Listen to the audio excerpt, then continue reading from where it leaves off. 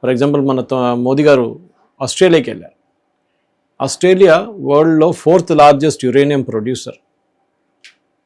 కానీ వాళ్ళు geographical sir వాళ్ళ దగ్గర uranium wise 4th largest producer of uranium. 8% ఎంతో ప్రొడ్యూస్ చేస్తారు వాళ్ళు. కానీ వాళ్ళ దగ్గర ఒక్క న్యూక్లియర్ ప్లాంట్ కూడా లేదు.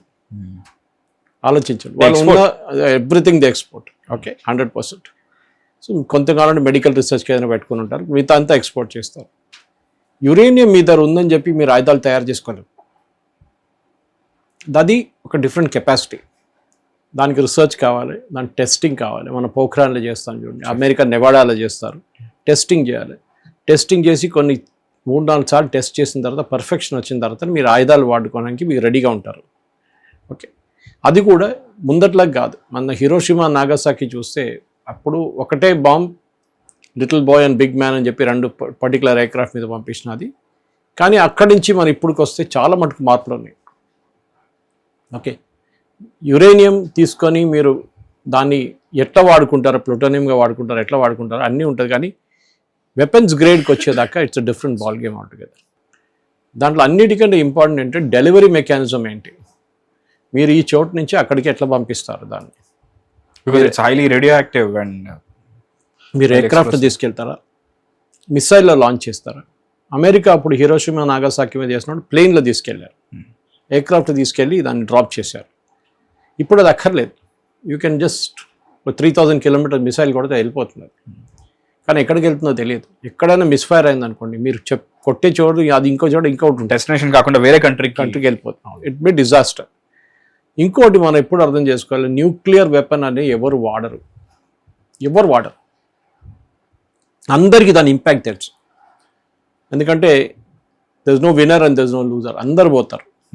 ఓకే, అట్లాంటి పరిస్థితుల్లో ఇప్పుడు యురేనియం కోసం, యురేనియం రిసోర్సెస్ కోసం, యురేనియం వెపన్స్ కోసం ఇరాన్ మీద దాడి చేశారని అమెరికా ఇరాన్ చెప్తున్నారు.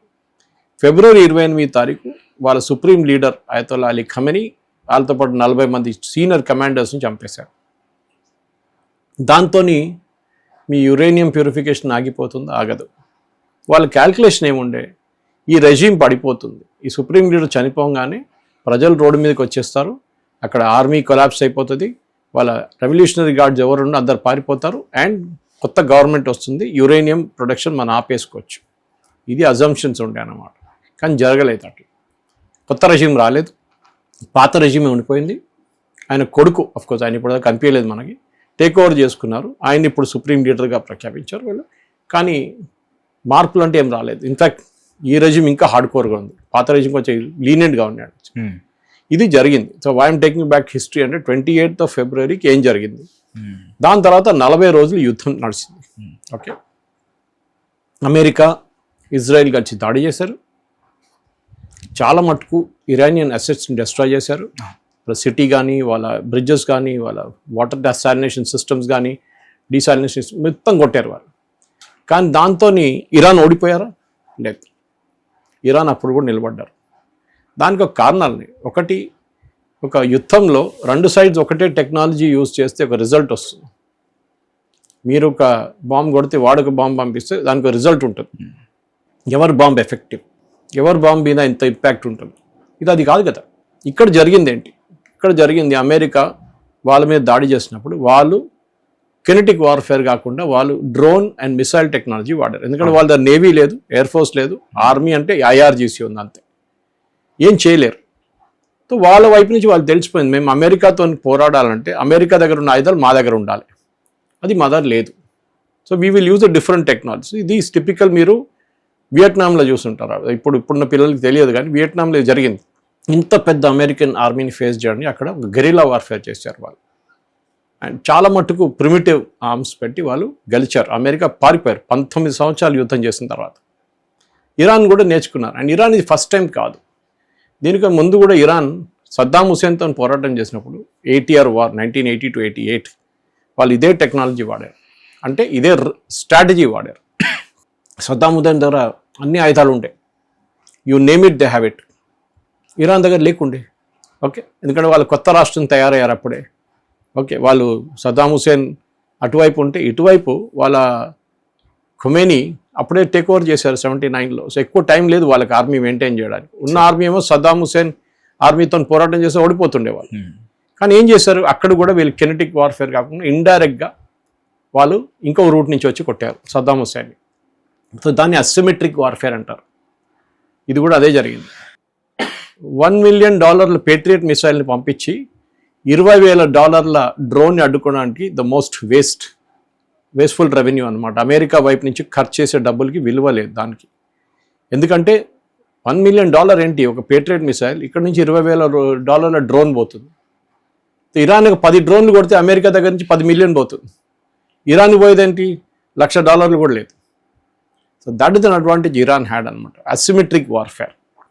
ఓకే, దాంతో ఏం జరిగింది, ఇరాన్ వైపు ఉన్న మిసైల్స్ అని చాలా మటుకు అమెరికా ధ్వంసం చేశారు. దాని నో డిస్ప్యూట్ ఇన్ దాట్. కానీ ఇరాన్లో ఎన్నో సంవత్సరాల నుంచి వాళ్ళు ఈ మిసైల్ అండ్ డ్రోన్ని ఒక స్మాల్ స్కేల్ ఇండస్ట్రీగా చేసుకున్నారు. వాళ్ళ దగ్గర ప్రతి గల్లీలు తయారు చేస్తారు. అఫ్ కోర్స్ దానికి కావాల్సిన పార్ట్స్ కానీ మిగతా అంతా చైనాని తెప్పించుకుంటారు, అసెంబ్లింగ్ ఇక్కడ చేస్తారు. And these are like small aircraft. ఈ డ్రోన్స్ అంతా అంత పెద్ద ఎయిర్క్రాఫ్ట్ కూడా చిన్న ఎయిర్క్రాఫ్ట్ లాగా ఉంటుంది. లైక్ చాలా ఎఫెక్టివ్. టాయ్ కన్నా పెద్దది, like bigger size, not toy, more than toy. కొంచెం వీడియోస్ చూసాం సార్. లైక్ మన కరెక్ట్ ఒక 5 feet అయినా ఉంటుంది, 6 feet ఉంటుంది. ఓకే, సో దానికి ఇంపాక్ట్ చాలా బాగుండే. ఇన్ఫాక్ట్ ఆ షహీన్ డ్రోన్స్నే ఇప్పుడు రష్యా యుక్రెయిన్ విరుద్ధంగా వాడుతున్నారు. Russia is using it against Ukraine. Shaheen drones Iran పంపించింది వాళ్ళకి తయారు చేసి. ఇరాన్ దగ్గర కేపబిలిటీ ఉంది, లేదని కాదు. కానీ ఎన్ని రోజులు, అదొక ప్రశ్న వస్తుంది అన్నమాట. How long can you hold on? 40 రోజులు ఇరాన్ అడ్డుకున్నారు వాళ్ళు. Somehow they suffered. కానీ దాని తర్వాత యుఎస్ సీజ్ ఫైర్ ప్రపోజ్ చేశారు. అప్పుడు ఇరాన్ అన్నట్టు మేము గెలిచినాం ఎందుకంటే వీ సర్వైవ్డ్. వాళ్ళకి సర్వైవల్ మెయిన్ ఉండే, గెలవడం కాదు. దాని తర్వాత యుఎస్ కూడా తెలిసిపోయింది ఇప్పుడు ఇరాన్తో మనం చర్చలు నడపాలని చెప్పి. దాని తర్వాత మనం చూసాం కొన్ని రోజుల తర్వాత they came to the MOU sign చేశారు. కానీ MOU ఇప్పుడు పోయింది, సీజ్ ఫైర్ పోయింది. ఇప్పుడు బ్యాక్ టు స్క్వేర్ వన్ అంటారు ఇంగ్లీష్లో. ఈ పరిస్థితుల్లో మహేష్ ఇంకా ముందుకు వెళ్ళాలంటే ఒకటే స్ట్రాటజీ అమెరికాకి. ఇరాన్ చాలా స్ట్రాటజీస్ ఉన్నాయి.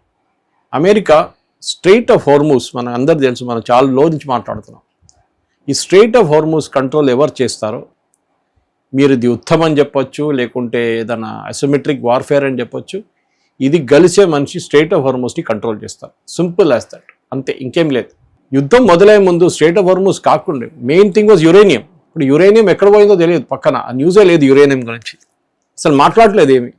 ఇప్పుడు అందరూ స్ట్రెయిట్ ఆఫ్ హోర్మూస్ గురించి అమెరికా మాట్లాడుతుంది. స్ట్రెయిట్ ఆఫ్ హోర్మూస్ ఓపెన్ ఉండాలి.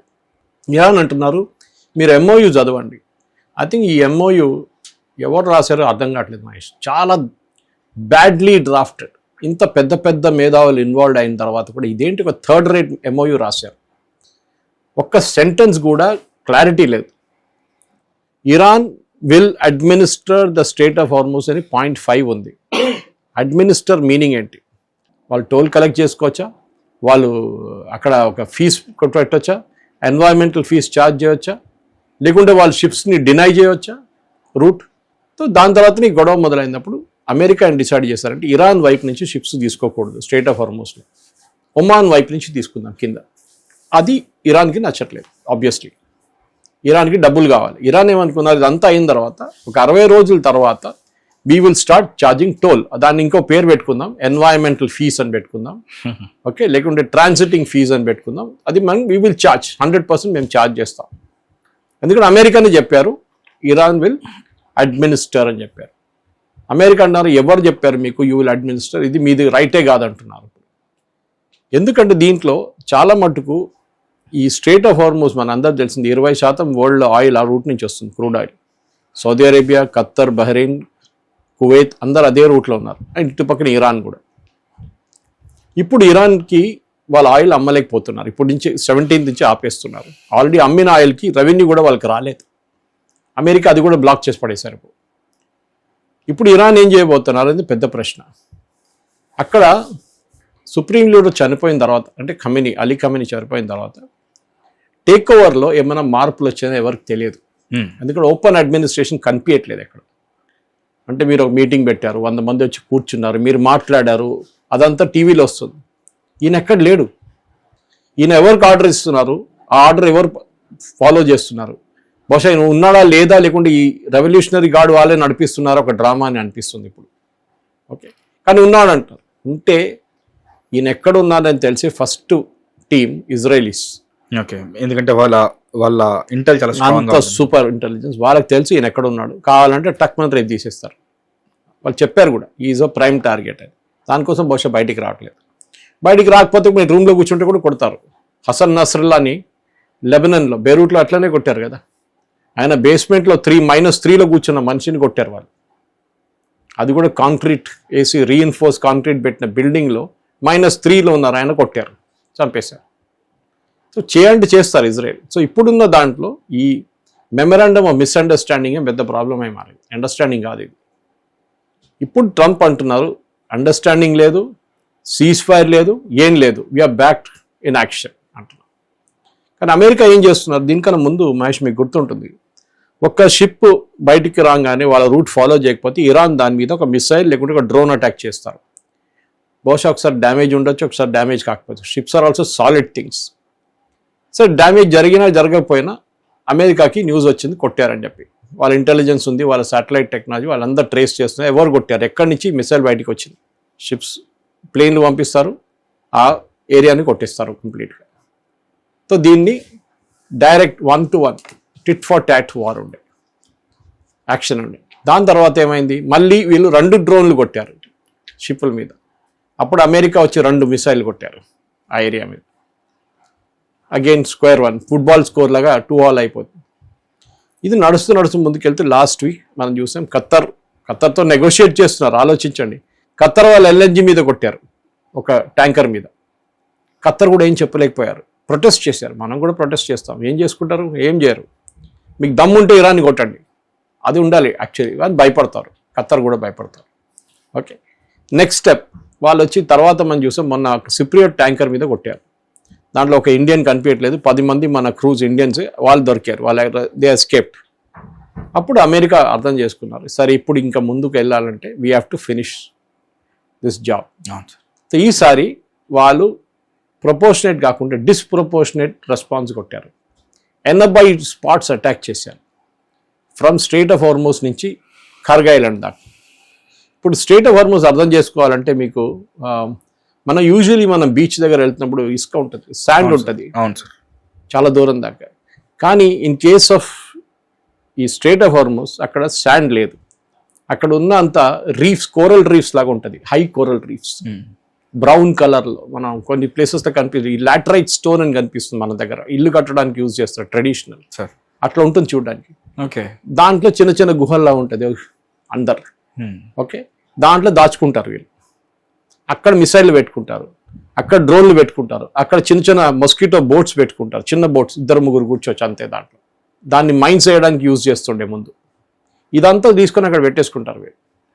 బయట నుంచి చూస్తే మీకు ఏం కనిపించదు, it looks like a normal place. కానీ యాక్షన్ వచ్చినప్పుడు బయటకు వస్తారు, ఫైర్ చేస్తారు, మళ్ళీ లోపలికి వెళ్ళిపోతారు. కానీ శాటిలైట్ టెక్నాలజీ అమెరికా దగ్గర ఉంది, దేనో ఎక్కడి నుంచి ఫైర్ అయింది, ఏ లాటిట్యూడ్ ఏ లాంజిట్యూడ్ నుంచి ఫైర్ అయింది, అదే అక్కడ వెళ్ళి వాళ్ళు కొడతారు మళ్ళీ. ఓకే, ఈసారి 80 ప్లేసెస్లో కొట్టారు అట్లా. ఇలా దాక్కుని కొట్టే places missile launch sites, radar sites, tracking sites.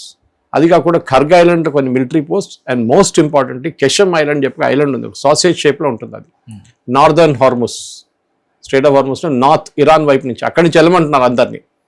ఆ ఐలాండ్లో ఒక పెద్ద IRGC ఫెసిలిటీ ఉంది, వాళ్ళ ట్రాకింగ్ ఫెసిలిటీ, వాళ్ళ ఏం చెప్తారు కమాండోస్ ఉంటారు, అందరూ ఉంటారు. దాన్ని కూడా కొట్టారు.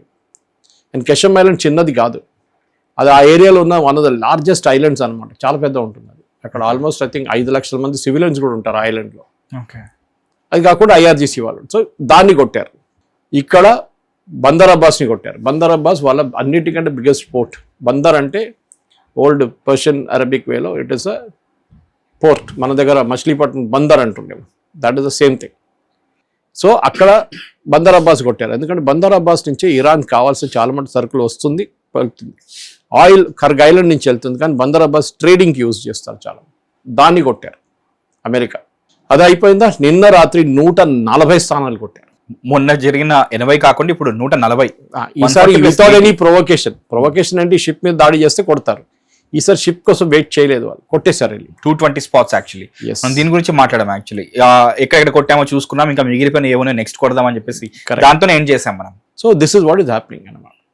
ఇప్పుడు అమెరికా నెక్స్ట్ ఏం చేయబోతున్నారు, వాళ్ళు ఒక వర్డ్ యూజ్ చేస్తారు, సెంట్కామ్ అని చెప్పి వాళ్ళ సెంట్రల్ కమాండ్ ట్వీట్ కొడతారు. వాళ్ళు కరెక్ట్గా కొడతారు, ట్వీట్ చేస్తారు. వాళ్ళు ఏ రోజు బాంబింగ్ జరిగిందో గంట సేపు తర్వాత వాళ్ళ ఎక్స్లో ఒక ట్వీట్ ఉంటుంది, మేము ఇన్ని స్టాట్స్లో కొట్టామని చెప్పేసి.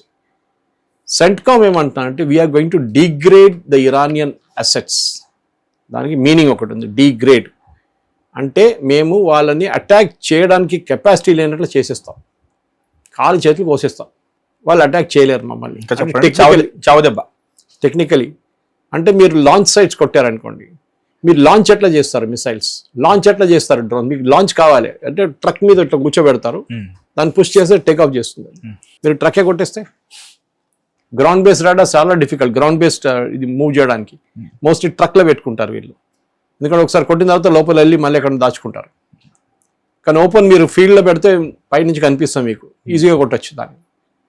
ఈ లాంచర్స్ని వీళ్ళు తీసేస్తున్నారు ఒకటి తర్వాత ఒకటి. నిన్న రాత్రి నుంచి ఇవాళ దాకా ఈ కార్గ్ ఐలాండ్ కానీ ఈ స్ట్రేట్ ఆఫ్ హార్మోస్ నుంచి ఏం లాంచ్ చేయలేదు వీళ్ళు, షిప్స్ కానీ ఎక్కడ కూడా. కానీ main island, main Iran main నుంచి చాలా మటుకు కువైత్, బహ్రెయిన్, ఖత్తర్ మీద దాడి చేశారు, జార్డన్ మీద కూడా చేశారు. ఏం చేస్తున్నారు వాళ్ళంటారు, అక్కడ ఉన్న యుఎస్ అసెట్స్ అంటే అక్కడ ఉన్న US navy, US air force, వాళ్ళని కొడుతున్నాం మేమని.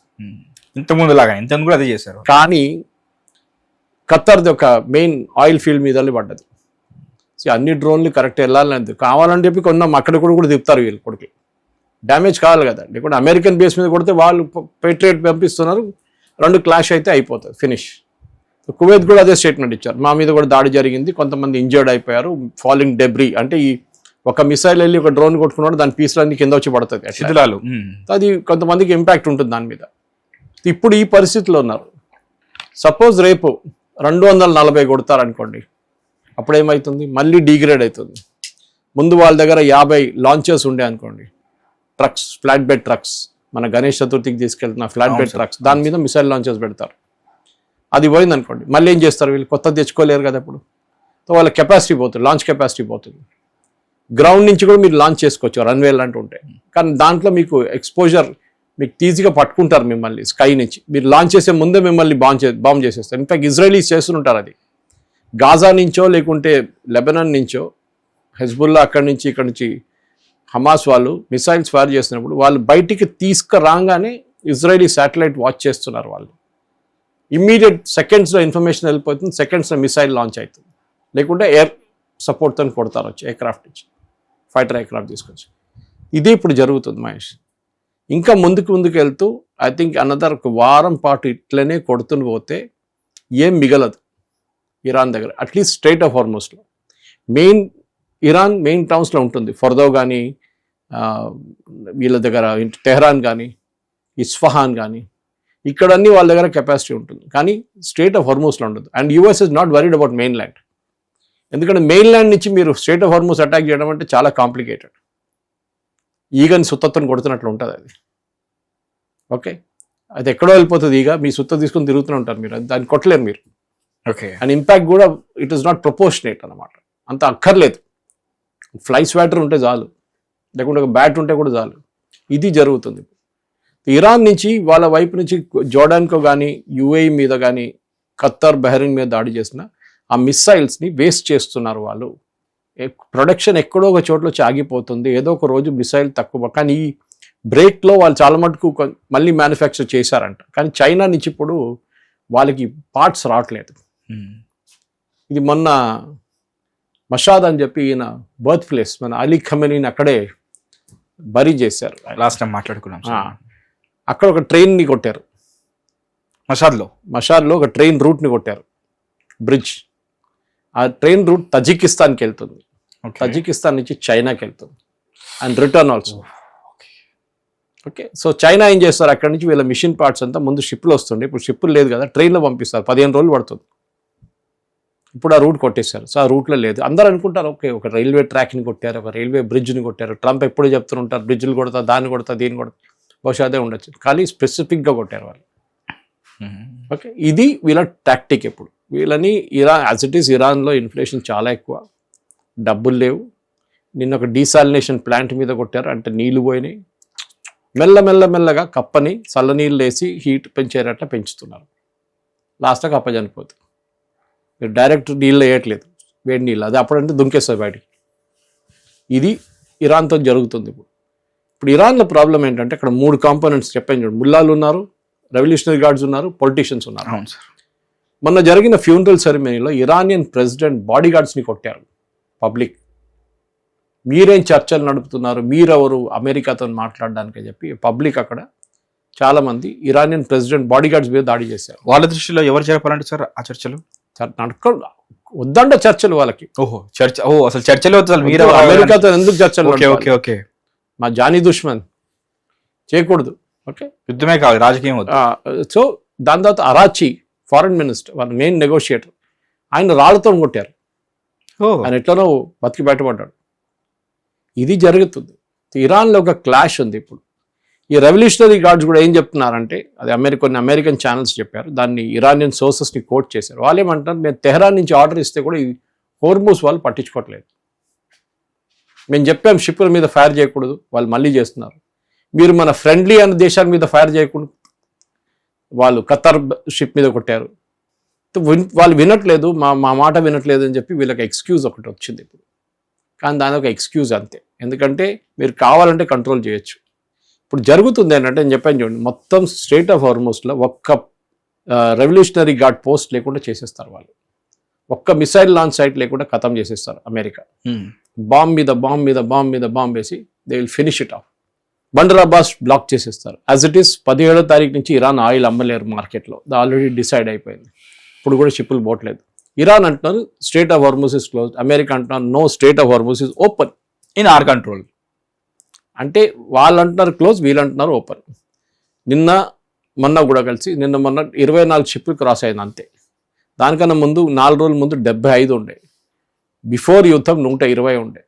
సో ఆ పర్సంటేజ్ వైజ్ చాలా తక్కువ. న్యాచురల్లీ ఆయిల్ ప్రైసెస్ పెరుగుతుంది, 79కి అంత వచ్చేస్తుంది, స్టాక్ మార్కెట్ పడిపోతుంది. ప్రెసిడెంట్ ట్రంప్కి ఏమో ఇది ఎట్లా సాల్వ్ చేయాలని, కానీ ఇప్పుడు ఆయనకు అర్థమైంది ఒకటే, అంటే ఈ చర్చలంతా వేస్ట్. ఈ పాకిస్తాన్ డ్రామా చేస్తారు, ఖత్తర్ కూడా డ్రామా చేస్తారు, ఇదంతా నడవదు. ఎండ్ ఆఫ్ ద డే అది కుక్కతోకం లాగానే Iran it will come back to the same shape. వాళ్ళు మారరు, ఎంత గాయపడ్డా వాళ్ళు ఎంతగానో వాళ్ళు మారరు. ఎందుకంటే వాళ్ళ సర్వైవల్ అది. వాళ్ళకి గెలిచి ఏదో పెద్ద పండుగ చేసుకోవాలని లేదు, వాళ్ళకి బతకాలంతే. వాళ్ళకి అమెరికాతో పడదు. 47 సంవత్సరాల నుంచి వాళ్ళ అమెరికా మీద దాడి చేస్తున్నారు. మీరు ఎంత చర్చలు నడిపినా కానీ leopard will never change it spots. అక్కడే ఉంటారు వాళ్ళు అదే ఫిలాసఫీ యూస్ చేస్తారు. ఏం చేయాలి? సిరియాలో ఏం చేశారు? అక్కడ ఇట్లానే ఒక డిక్టేటర్ ఉన్నాడు కదా, బషర్ అసద్, ఆయన ఏం చేశారు? ఇట్లానే తెరిమి కొట్టారు. ఎట్లా టెర్రరిస్ట్ యూజ్ చేసి వాళ్ళని కొట్టారు అమెరికా. ఆలోచించండి, వాళ్ళు రెగ్యులర్ ఆర్మీని యూజ్ చేయకుండా టెర్రరిస్ట్ ఉన్న ఐసిస్, అల్ఖైదాలో కొంచెం రిటైర్డ్ అయిన వాళ్ళు తీసుకొచ్చి కొట్టి, ఇప్పుడు ఆయన ఒక ఐసిస్ ఆయన ప్రెసిడెంట్గా కూర్చున్నాడు అక్కడ సిరియాలో. లిబియాలో ఏం జరిగింది? సేమ్ రెవల్యూషన్ తీసుకొచ్చారు, రోడ్డు మీద అందరు దిగారు, గదాఫీని ఇప్పుడు తీసేశారు. సద్దాం హుసేన్ ఏం చేశారు? అదే చేశారు. సో వీళ్ళకి ఇప్పుడు ఏంటంటే కాన్ఫిడెన్స్, ఇరాన్ మీద కొట్టి ఇట్లా చేస్తే లాస్ట్ ఇరాన్లో తినడానికి ఏం లేదు, నీళ్ళు కూడా ఆగిపోతాయి, అప్పుడు ప్రజలు రోడ్డు మీదకి వస్తారు. ఇది మీరు 40 రోజుల తర్వాత అప్పుడే కంటిన్యూ చేయాలండి. మీరు ఎందుకు ఆపారు? అక్కడే పెద్ద తప్పు. ఎనివే అయిపోయింది, ఇప్పుడు ఏం చేయలేము. ముందుకు ఏం చేయాలో మీరు ఆలోచించాలి. అదే అమెరికా చేస్తున్నారు. That we will finish this war అంటున్నారు.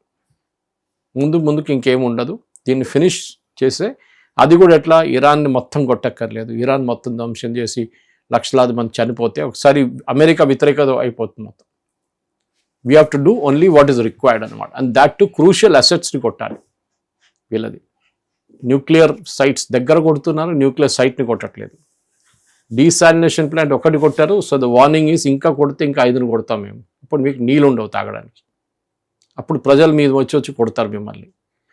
ఇన్ఫ్లేషన్ 120% ఉంది, తినడానికి తిండి లేదు, అంత దారుణమైన పరిస్థితుల్లో ఉన్నారు. తాగడానికి నీళ్ళు కూడా లేదు. సో దే విల్ డెఫినెట్లీ ఏదో ఒక రోజు ఈ రెవల్యూషనరీ గార్డ్ రష్యాకి పారిపోతారు, లేకుంటే ఇంకెక్కడికైనా పారిపోతారు, చైనాకు కూడా పారిపోవచ్చు. అప్పుడు లోకల్ పరిస్థితి అప్పుడు సేమ్ జరిగింది, ఏం జరిగింది ఇరాక్లో, సేమ్ జరిగింది లిబియాలో, ఏం జరిగింది సిరియా, అదే జరుగుతుంది అక్కడ కూడా. ఒక కొత్త గవర్నమెంట్, ఇదే సివిలియన్ అడ్మినిస్ట్రేషన్ అని చెప్పింది గలీబాఫ్ కానీ అరాచి కానీ, వాళ్ళు అంటారు ఇప్పుడు మేము ప్రెసిడెంట్, మేము నడిపిస్తాం దేశం.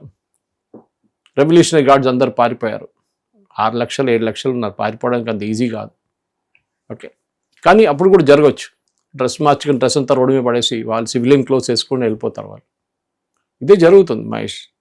సో ఎండ్ గేమ్ అనేది ఇప్పుడు దగ్గరకు వస్తుంది. ఇది ట్రంప్ ఎప్పుడో చేయాల్సిన పని, ఇది చేయలేదు.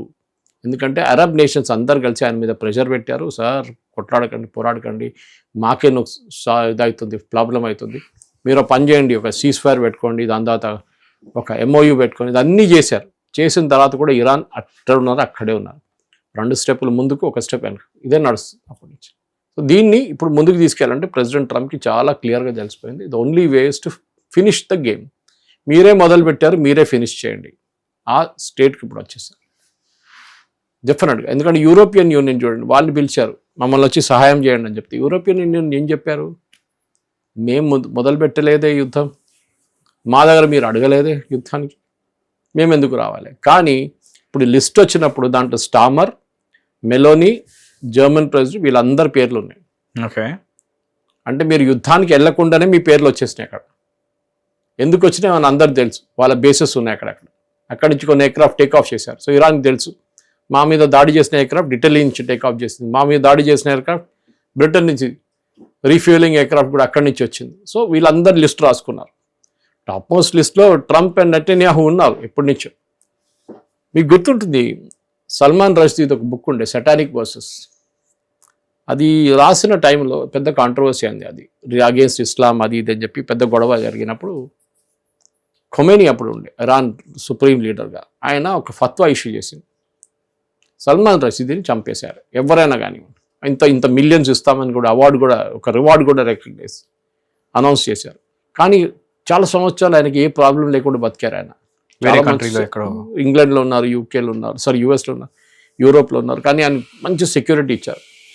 కానీ ఒక 4 సంవత్సరాలు అనుకుంటే, 4 సంవత్సరాల ముందు ఒక పబ్లిక్ ఫంక్షన్, బుక్ రిలీజ్ ఏదో జరుగుతున్నప్పుడు స్టేజ్ మీదకి ఒక ఆయన దుంకి కత్తితో వచ్చి పొడిచారు ఆయన కన్ను మీద, అక్కడెక్కడ మొక్క మీద అంతా కన్ను పోయింది ఒకటి. దాంతో in fact he was the hospital చాలా రోజులు, చాలా క్రిటికల్గా ఉండే. ఎప్పుడో ఇష్యూ చేసిన ఫత్వా, 78 కన్నా ముందు ఇష్యూ చేసిన ఫత్వాని ఇంప్లిమెంట్ చేసింది 2023 or 2022లో. ఆలోచించండి, మర్చిపోలేదు. Okay, they were never forgot. Charlie Hebdo వినుంటారు మీరు, ఒక ఫ్రెంచ్ పబ్లికేషన్ ఉండే, వాళ్ళు ఒక కార్టూన్ వేశారు ప్రాఫెట్ మొహమ్మద్ మీద, అంతే సంగతి. సర్తాన్ సజుదా ఇస్లామిస్ట్ వెళ్ళారు, వాళ్ళ ఆఫీస్కి వెళ్ళారు, చంపేశారు అందరినీ, కార్టూనిస్ట్ కూడా చంపేశారు. అది మన దగ్గర కన్నయ్య లాల్ జరిగింది అట్లని. అది కాకుండా BJP spokes person Nupur Sharma మీద కూడా ఇట్లని హదీత్ నుంచి కోట్ చేశారని చెప్పి ఆమె మీద కూడా సర్తాన్ పే జుదా థ్రెట్ పెట్టారు. ఇది జరుగుతుంది.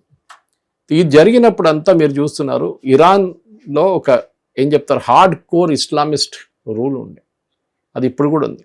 అది ఇరాన్ అంటే ఇరాన్ ఒకరే కాదు, మీరు మన తస్లీమా నస్రీన్ కేసు వినుంటారు మీరు, లజ్జా, మనోళ్ళు ప్రెస్ క్లబ్లో రాళ్ళు తీసుకొట్టిండు అవేసి అంతా కలిసి, ఆలోచించి. అంటే అంత ఆ రూడిమెంటరీ కల్చర్ ఉంది వాళ్ళ దాంట్లో, రాళ్ళతోని చంపడం అనేది వాళ్ళ దాంట్లో ఒక రూల్. అది ఫ్లవర్ పాట్ తీసుకొని కొట్టారు ఆమెని ఇక్కడ ప్రెస్ క్లబ్లో. కానీ మన వాళ్ళు ఎవ్వరు democracy, pro democracy, Modi is a dictator, వాళ్ళు ఎవరు కనిపించలేదు ఆ రోజు.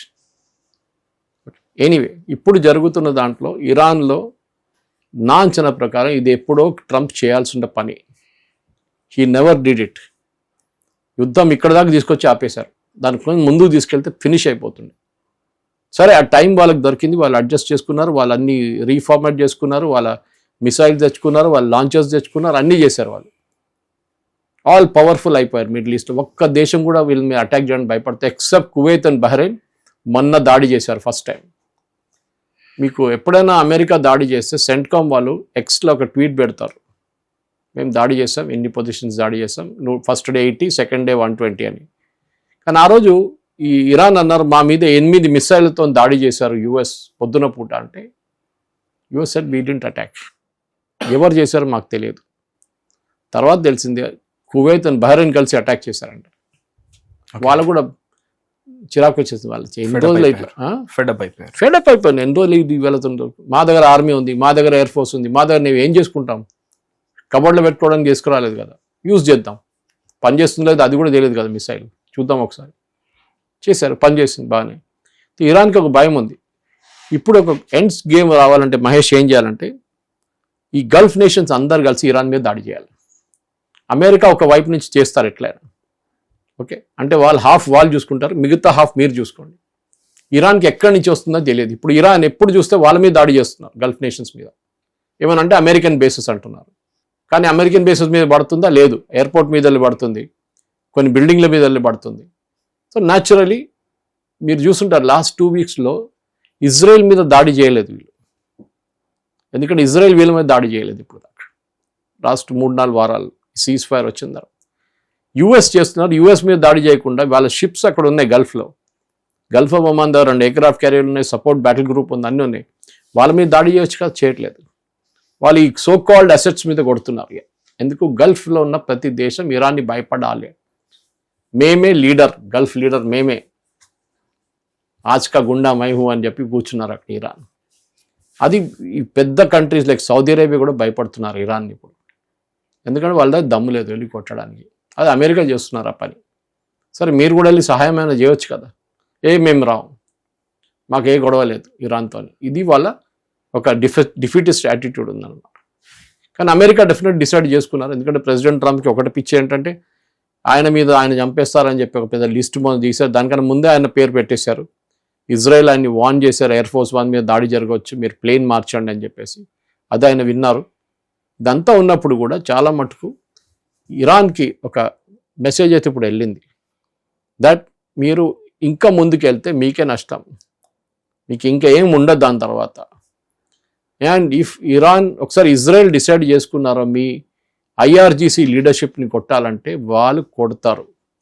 అని ఒకసారి ఐఆర్జీసీ లీడర్షిప్ పోయిందనుకోండి మళ్ళీ ఏం మిగలదు, ఇరాన్ పడిపోతుంది నెక్స్ట్ డే. ఏవైతే పిల్లర్స్ ఉన్నాయో ఆ పిల్లర్స్లో ఒకటి పోతున్నట్టే ఇంకా. కరెక్ట్, అదే జరుగుతుంది. ఎందుకంటే మెయిన్ థ్రెట్ ఎక్కడి నుంచి ఉంది యుఎస్కి, ఐఆర్జీసీ. వాళ్ళ దాంట్లో సీనియర్ కమాండర్స్ అందరు పోయారు first day February 28. Second level పోయారు కొంతమంది, థర్డ్ లెవెల్లో ఉన్నారు ఇప్పుడు. వీళ్ళని కూడా కొడితే ఏం మిగలదు మళ్ళీ. ఇరాన్ అన్నిటికంటే పెద్ద స్ట్రాటజీ ఏముండే అంటే మహేష్, యుద్ధం మొదలయ్యే ముందు కూడా వాళ్ళు నేర్చుకున్నారు సద్దాం హుసేన్ దగ్గర యుద్ధం చేసినప్పుడు అంతా, దాట్ ఒక ప్లేస్లో ఒక చోట అన్నీ పెట్టుకోకూడదు. Don't put all your eggs in one basket అంటారు ఇంగ్లీష్లో. వాళ్ళ అసెట్స్ని throughout the country distribute చేశారు. ఇరాన్ ఒక పెద్ద కంట్రీ, ఇరాన్ చిన్న కంట్రీ కాదు, కువైత్ బహ్రీన్ లాగా.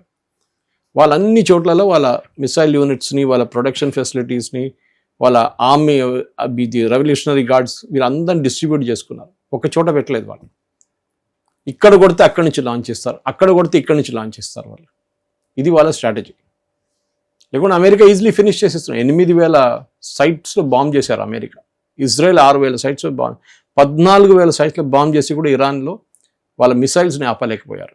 తాజాగా 140, ఇప్పుడు 80, 220 సైట్స్ ఇప్పుడు కొత్తగా. వేరాజ్ లెబనాన్లో చాలా మంచి సక్సీడ్ అయ్యారు ఇజ్రాయెల్. వాళ్ళు క్లియర్గా కొట్టారు హెజ్బుల్లా టార్గెట్స్ని. గాజాలో అయితే ఫినిష్ చేసి పడేశారు కంప్లీట్ హమాస్ని. కానీ ఇక్కడ చేయట్లేదు, ఎందుకంటే బూట్స్ ఆన్ ద గ్రౌండ్ అంటాం మనం, అది చాలా ఇంపార్టెంట్. మీరెంత మంచి ఎయిర్ పవర్ అయినా కానీ మీరు యుద్ధం గెలవలేరు.